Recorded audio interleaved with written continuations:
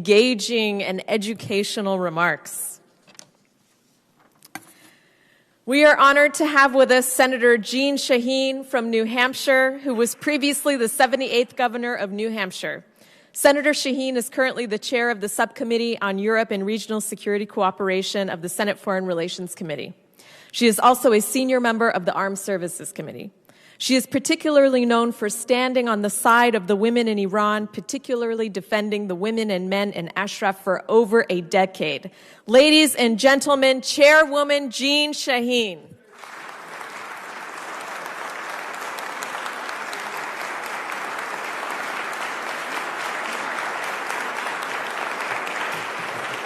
Thank you. Thank you all very much.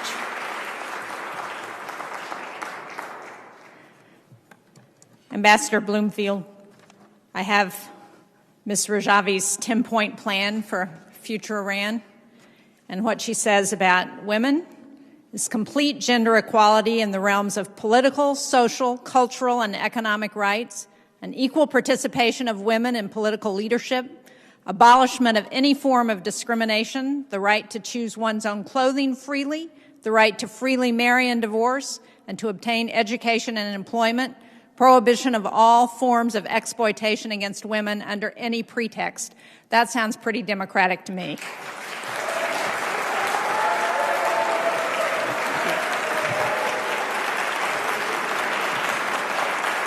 Yes.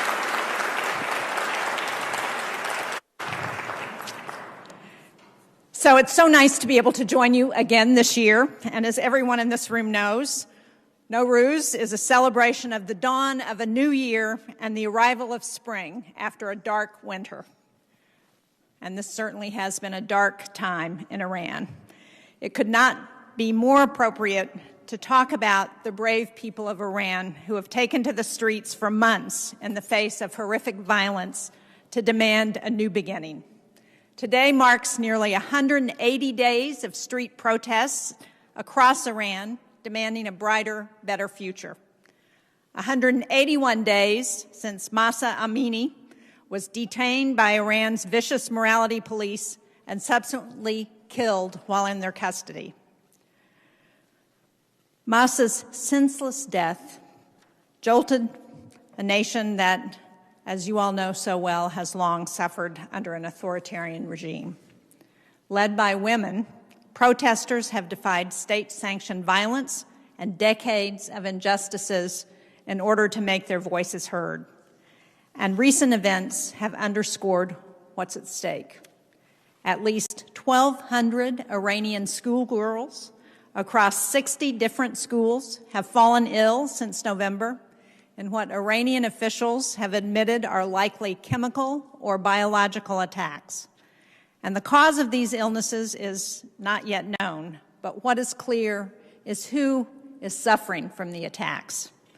Girls and young women, the future of Iran.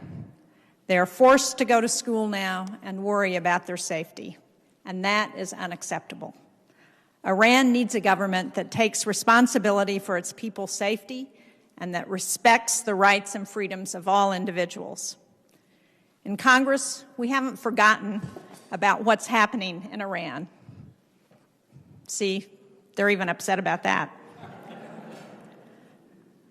We remember what the incredibly brave people of Iran are making happen. Last December, the Senate Foreign Relations Committee supported a resolution commending the people of Iran and encouraging continued efforts to sanction those who are responsible for the violence in the streets. I'm proud to co-sponsor that resolution again this Congress and look forward to working with all of you here in support of the people of Iran.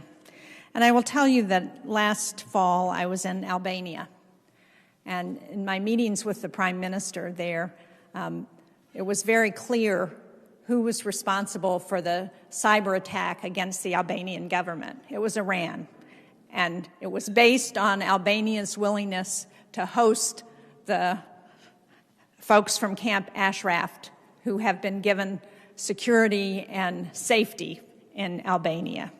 And so as we think about what we need to do, we've got to make sure that we thank those who are providing that kind of safety for what they're doing and for being willing to take on the suffering of the people of Iran and say, this is my fight too.